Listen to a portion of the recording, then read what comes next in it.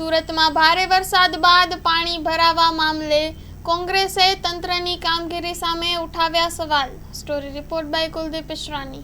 સમગ્ર દેશમાં 11 વર્ષથી શાસન કરતી ભારતીય જનતા પાર્ટીની ભ્રષ્ટ સરકાર મોદી સરકાર અને ગુજરાતમાં 30 વર્ષથી ભ્રષ્ટાચારમાં ગળાડૂબ ભાજપાની સરકાર પોતાની નિષ્ફળતા છુપાવવા માટે, નાકામી છુપાવવા માટે, કારનામાને કૌભાંડ છુપાવવા માટે ઇમરજન્સીના નામે સરકારી ખર્ચે, આપણા સૌ પ્રજાના પૈસાના ખર્ચે સંપૂર્ણપણે એક લોકોની આંખમાં ધૂળ ઝોકવા માટેનો પ્રયાસ કરવા માટે કાર્યક્રમ આપી રહી છે।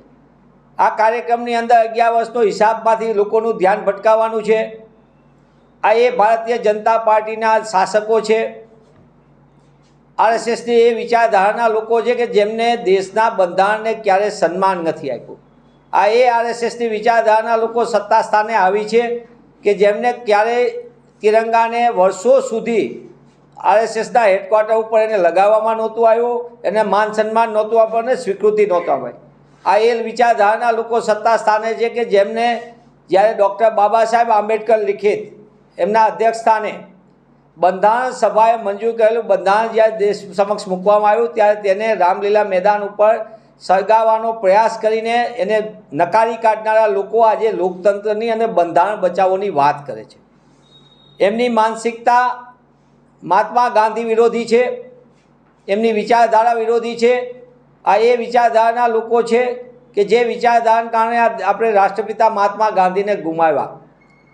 આ લોકો હંમેશા નકારાત્મકતાની વિચારધારા સાથે, હિંસાની રાજનીતિ સાથે આગળ વધીને હંમેશા નોન ઇસ્યુને ઇસ્યુ બનાવવા જઈ રહ્યા છે। ત્યારે જ્યારે દેશની અંદર ગરીબ વધુ ગરીબ થતો હોય, અમીર વધુ અમીર થતો હોય, એટલે કે ગરીબ અને અમીર વચ્ચેની ખાઈ વધારે વધુ અસમાનતા વધતી હોય, એના વિશે ચર્ચા નથી કરવી, સંપૂર્ણ નીતિ લાગુ કરવી છે। સીમિત લોકોના લાભાર્થે નીતિ કરીને દેશના કરોડો લોકોને ગરીબીની ખાઈમાં ધકેલવાનું પાપ પણ ભારતીય જનતા પાર્ટીના શાસકો કરી રહ્યા છે। નોટબંધીના નામે વાતો કરી હતી, એનો હિસાબ નથી આપતા। કાળું ધન આવશે એની વાતો કરી હતી, પણ આપણે જોયું કે તાજેતરના અહેવાલમાં જ કાળું ધન પાછું આવવાની એક બાજુ, પણ કાળું ધન વિદેશમાં કેવી રીતે થાય અને એનાથી ભારતીય જનતા પાર્ટીના ખાતામાં પૈસા કેવી રીતે જમા થાય છે એનો પણ આપણી સામે અનેક રિપોર્ટો સામે આવ્યા છે। તેવા સંજોગોની અંદર ભારતીય જનતા પાર્ટી આજે જ્યારે આ પ્રકારના નાટક કરી રહી છે ત્યારે વારંવાર સંવિધાનને બદલવા માટે એમને શાના માટે વાત કરે? ચૂંટણી વખતે પણ આ બાબતના અંગેનું નજદીકતાથી લાવી દીધી। આરએસએસના મુખિયાએ અરબી સમુદ્રની અંદર સંવિધાનને પધરાવી દેવાની વાત પણ કરી ચૂક્યા છે અને એ આપના માધ્યમથી અને અન્ય માધ્યમથી પબ્લિક ડોમેનમાં પણ ઉપલબ્ધ છે। સંસદની વ્યવસ્થા, સાંસદની એ આખી વ્યવસ્થાને કમજોર કરવાનું પાપ પણ ભારતીય જનતા પાર્ટી કરી। ખરીદ ફરોડ કરીને લોકતંત્રની હત્યા કરવાનું પાપ આખી ચૂંટાયેલી સરકારને ખરીદીને, અરુણાચલ પ્રદેશમાં હોય કે પછી ગોવામાં હોય કે પછી નાગાલેન્ડમાં હોય, તમામ જગ્યાએ જે રીતે કે પછી ગુજરાતમાં હોય, ગાંધી સદાના ગુજરાતમાં જ્યાં સંપૂર્ણપણે ચૂંટાયેલા જનપ્રતિનિધિઓને એનકેન પ્રકારે ખરીદ વેચાણ પ્રવૃત્તિ કરીને લોકતંત્રની હત્યા કરનારા લોકો આજે સંવિધાન બચાવવા સરકારી ખર્ચે નીકળ્યા છે।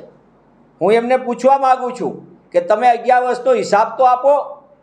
દેશની અંદર તમે દર વર્ષે 2 કરોડ રોજગારની વાત કરી હતી, એટલે કે 22 કરોડ રોજગારને બદલે 17 કરોડ લોકોના રોજગાર છીનવાઈ ગયા, એની તો વાત કરો, એનો તો જવાબ આપો। દેશની અંદર મોંઘવારી આસમાને જઈ રહી છે, એનો તો જવાબ આપો। પેટ્રોલ ડીઝલના નામે એક્સાઇઝની લૂંટથી 30 લાખ કરોડ રૂપિયા દેશની 140 કરોડ જનતાના ખિસ્સામાંથી સિસ્ટમેટિક લૂંટ ચલાવી, એનો તો જવાબ આપો। દેશના ખેડૂતોની આવક બમણી કરવાની વાત કરી હતી, પણ ખેતીને હિન્દુસ્તાન બરબાદ થાય એવા કાળા કાયદા લાવવાનું પાપ કોઈએ કર્યું તે ભારતીય જનતા પાર્ટીના શાસકોએ કરી અને તમે ખેડૂતોની આવક બમણી નહીં, એની આવક અડધી કરી અને ખર્ચ બમણો કર્યો અને ખેડૂત અને ખેતીને બરબાદ કરવાના પાપ કર્યું, એનો હિસાબ તો આપો।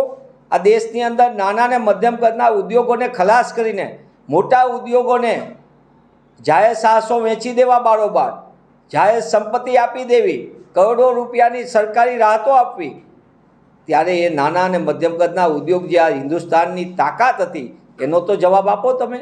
આમ સમગ્ર દ્રષ્ટિએ 11 વર્ષના કુશાસનનો હિસાબ ન આપવો પડે એટલે સરકારી ખર્ચને જોખમે તમે જે 11 વર્ષથી અનડિક્લેર ઇમરજન્સી ચલાવી રહ્યા છો એ તમારા પક્ષના મુખ્ય લોકો હોય એને ગમે તે રીતે હેન્ડકેન પ્રકાર કરવાના હોય કે પછી ગુજરાતમાં હોય કે અન્ય જગ્યાએ બંધારણીય સંસ્થા ઉપર હોય, તમામ જગ્યાએ ન્યાયતંત્ર હોય કે વહીવટી તંત્ર હોય કે તમામ જગ્યાએ તમે જે અનડિક્લેર ઇમરજન્સી ચલાવી રહ્યા છો એનો પણ જવાબ આપવાનો સમય પાકી ગયો છે.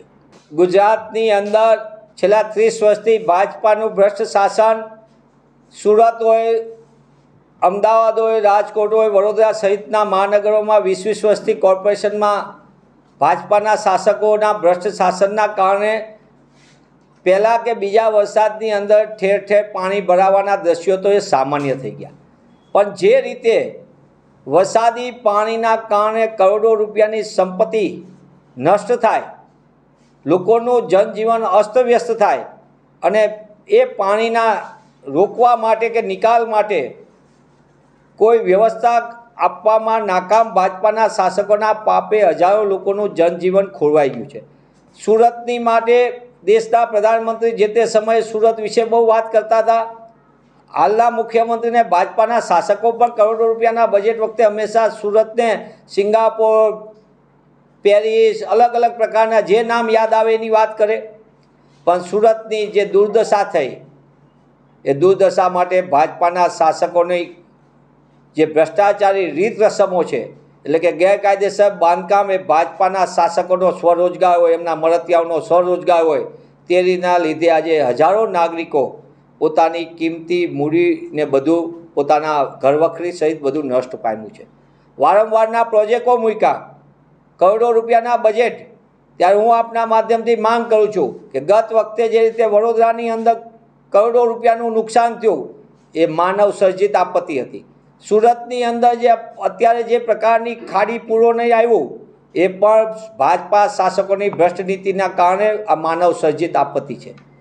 ત્યારે ભાજપાના શાસકોમાં કોઈ નવટંકી કરવાના, નાટક કરવાની, દેખાવો કરવાની, કરોડો રૂપિયાના ફરી આવી આફતમાં પણ પાછો અવસર ગોતીને ભ્રષ્ટાચારનો અવસર ગોતવાની નીતિના કારણે આ જે પરિસ્થિતિ નિર્માણ થયું છે એના ઉપર રોક લગાવીને તાત્કાલિકપણે કોઈપણ પ્રકારના તાઇફા કરવાને બદલે જવાબદારી સ્વીકારે.